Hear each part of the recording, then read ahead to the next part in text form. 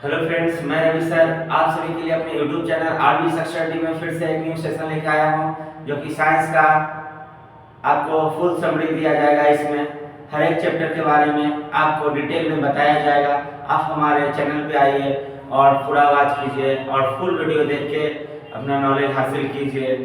और हमारा वीडियो पसंद आए तो लाइक कीजिएगा, सब्सक्राइब कीजिएगा और बेल आइकन बटन जोड़ दबाइएगा ताकि हमारा हर नोटिफिकेशन आप तक पहुँच सके। आइए हम आज का सेशन शुरू करते हैं। चैप्टर 7 साइंस का है, क्लास 7 है, ठीक है। चैप्टर का नाम है हवा, आंधी और तूफान। इसके बारे में क्लास 7 है तो इसमें ज़्यादा कुछ खास इंपॉर्टेंट टॉपिक नहीं है, लेकिन जो भी इंपॉर्टेंट टॉपिक है वो मैं आपको बताऊंगा डिटेल में, ताकि आपको एक भी क्वेश्चन आपको बीपीएससी लेवल में नहीं छूटे। जो बीपीएससी लेवल का पॉइंट होगा मैं वो आपको जरूर बताऊंगा। पहला पॉइंट है व्यापारिक हवाएं। व्यापारिक हवाएं कैसी होती है? कहा जाता है कि भूमध्य रेखा पर वायु अत्यधिक ऊष्मा मिलने के कारण गर्म होकर ऊपर उठने लगती है। समझे? क्या कहा कि भूमध्य रेखा पर वायु क्या होता है, अत्यधिक ऊष्मा मिलने के कारण, अधिक गर्मी मिलने के कारण क्या होता है, हवा ऊपर की ओर उठने लगती है।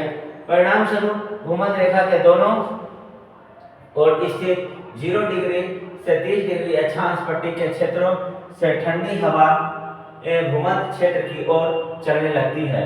यह स्थिति ध्रुव और 60 डिग्री अक्षांश के बीच लागू होती है, जहां ध्रुवों से ठंडी हवा का प्रवाह गर्म क्षेत्र की ओर होता है। इसे क्या कहा जाता है?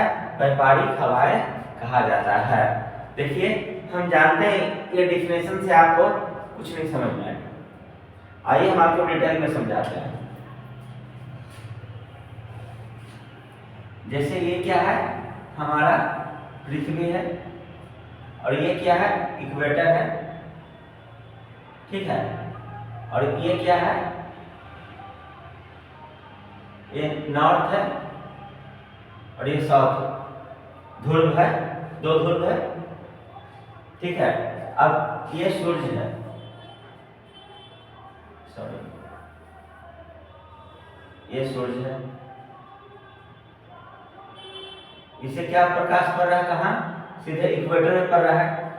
अभी हम आपको इसके पहले वाले चैप्टर में पढ़ाए थे क्या, कि जो हवा होती है कोई भी गर्म से ठंडे की ओर जाती है। जब बस यहाँ पे हवा गर्म होगा तो हवा क्या कहाँ जाने लगेगा, ऊपर की ओर आने लगेगा, इस ध्रुव पे आने लगेगी या तो इस ध्रुव की ओर जाने लगेगी। जो गर्म हवा है, इधर ठंडी हवा है और इधर भी ठंडी हवा है, इधर भी ठंडी हवा है, लेकिन इक्वेटर पे क्या हो गया, हवा गर्म हो गए तो ये क्या होगा, जिधर ठंडा की ओर रहेगा ठंडे की ओर प्रवाह होने लगेगा। जब यहाँ से गर्म हवा निकल जाएगा तो यहाँ पे क्या हो जाएगा, स्पेस खाली हो जाएगा, तो सभी जगह से क्या आ जाएगी, ठंडी हवा यहाँ पर पहुँचने लगेगी। वही कहता है यहाँ पर कि भूमध्य रेखा पर वायु अत्यधिक ऊष्मा मिलने के कारण गर्म होकर ऊपर की ओर उठने लगती है। जैसे भूमध्य रेखा पर हवा गर्म होगी तो ये क्या होगा, ऊपर की ओर उठने लगती है। परिणाम स्वरूप भूमध्य रेखा के दोनों ओर स्थित 0 डिग्री से 30 डिग्री अक्षांश पट्टी के क्षेत्रों से ठंडी हवा भूमध्य क्षेत्र की ओर चलने लगती है।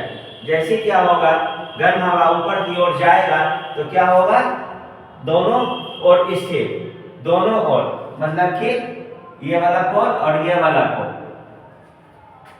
से 0 डिग्री से 30 डिग्री अक्षांश पट्टी के क्षेत्रों से ठंडी हवाएं कहाँ जाएगी, भूमध्य क्षेत्र की ओर आ जाएगी, भूमध्य क्षेत्र की ओर आ जाएगी। जैसे गर्म हवा ठंडी हवा की ओर जाएगी तो ठंडी यहाँ पे स्पेस जब खाली होगा तो ठंडी हवा क्या हो जाएगी, यहाँ पर चली आएगी।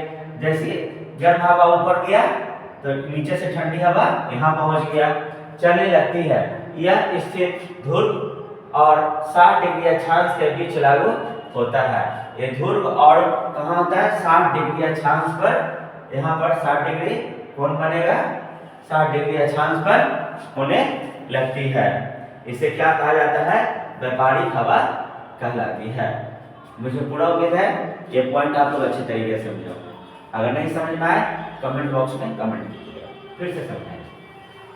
नेक्स्ट टॉपिक है मानसून हवाएं। उत्तर भारत के मैदानी तथा रेगिस्तानी क्षेत्र समुद्र से भारतीय उपमहाद्वीप की ओर बहती है तथा साथ में जलवाष्प भी लगती है, जिससे वर्षा होती है, मानसूनी हवाएं कहलाती है। देखिए समझिएगा, उत्तर भारत के मैदानी तथा रेगिस्तानी क्षेत्र समुद्र से भारतीय उपमहाद्वीप की ओर बहती है। जैसे कि जब ये हमारा पृथ्वी है तो इधर क्या है, यहाँ पर हमारा भारत है, ठीक है। तो इधर में क्या है, रेगिस्तान है, और इधर उत्तरी भारत है ना, बिहार है, तो ये मैदानी क्षेत्र है। तो ये कहता है रेगिस्तानी क्षेत्र समुद्र से भारतीय उपमहाद्वीप की ओर बहती है, और इधर क्या है, समुद्री क्षेत्र है। तो समुद्री क्षेत्र से हवा क्या आएगा, इधर की ओर आएगी। तो कहता है क्या, साथ में जलवाष्प भी लगती है, इससे वर्षा होता है। जब समुद्र से गर्म हवा आई, देखिए समझिएगा, मान लीजिए समुद्र है, ठीक है, ये समुद्र है और इधर जमीन है, समतल भूमि है, ये समतल भूमि है। जब यहाँ से गर्म हवा उठेगी और ऊपर की ओर जाएगी तो यहाँ पे क्या होगा, स्पेस खाली। जैसे ही ऊपर की ओर उठेगी तो ठंडी हवा इधर आएगी और गर्म हवा इधर जाएगा, तो इधर जलवाष्प बनेगा और वर्षा होगी। तो उसे क्या कहते हैं, मानसूनी हवाएं कहलाती है। फिर कहता है चक्रवात। चक्रवात निम्न दाब के चारों ओर अच्छा वेग की हवा की आगे अनेक परत कुंडली के रूप में घूमती रहती है, चक्रवात कहलाता है। समझिएगा,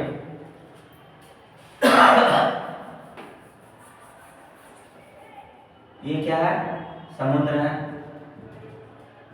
ये समुद्र वाली भाग है और ये भूमि है।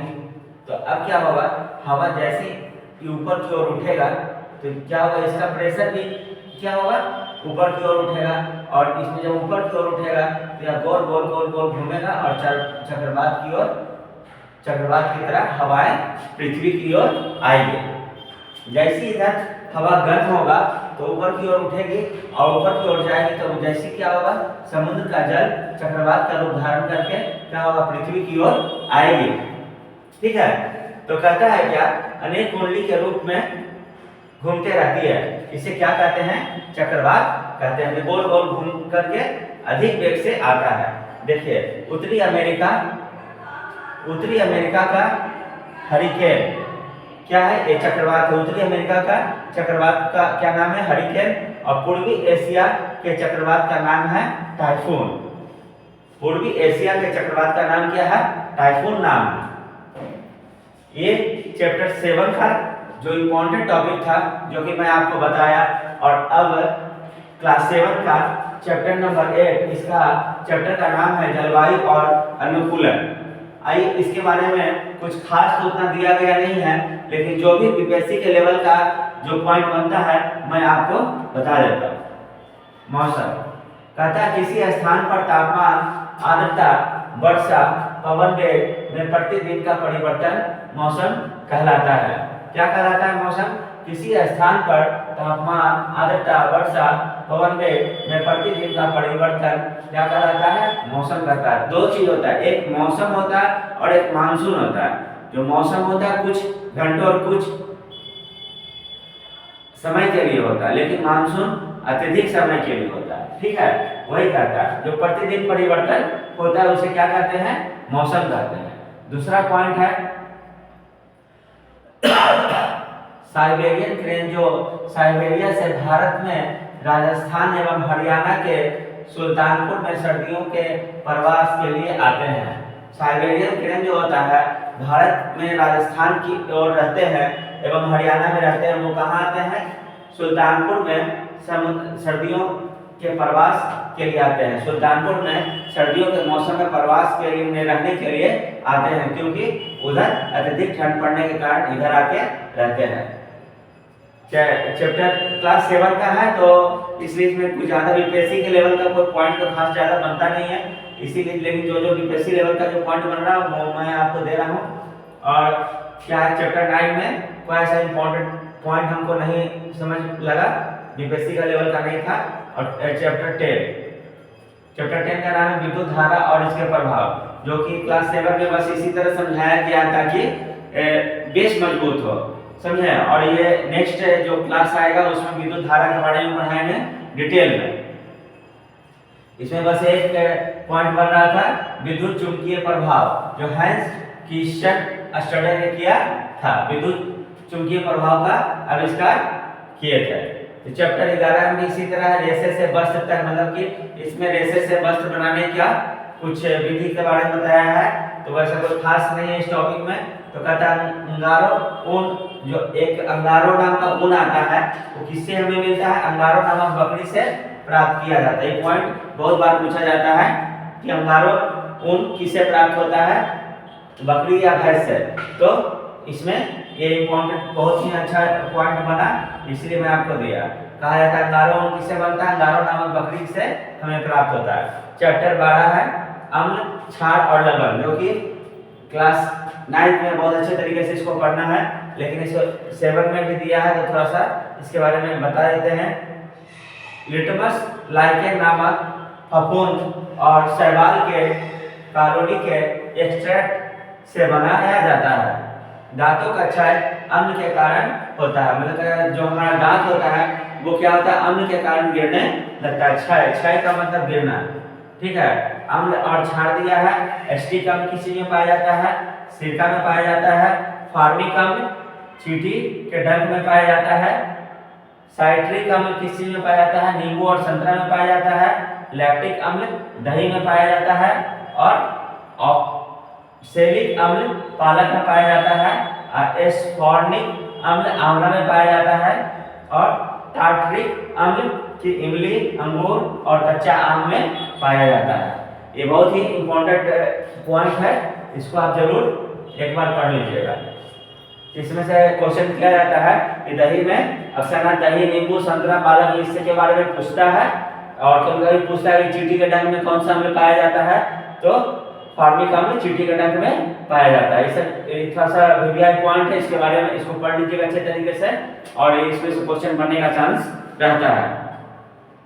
हमें उम्मीद है कि आपको हमारा वीडियो पसंद आया होगा और हमारा सेशन आपको बहुत अच्छा पसंद आया हो, तो हमारे वीडियो को लाइक कीजिएगा, सब्सक्राइब जरूर कीजिएगा। अगर आप हमारे वीडियो को लाइक करते हैं, सब्सक्राइब करते हैं, तो यही हमारा मोटिवेशन है। एक एक वीडियो के पीछे बहुत मेहनत लगता है, जिसके लिए आप हमारे मोटिवेट को अच्छे बनाने के लिए आप हमारे चैनल पे आते हैं, वीडियो देखते हैं। कम से कम एक लाइक सब्सक्राइब जरूर करके जाइएगा।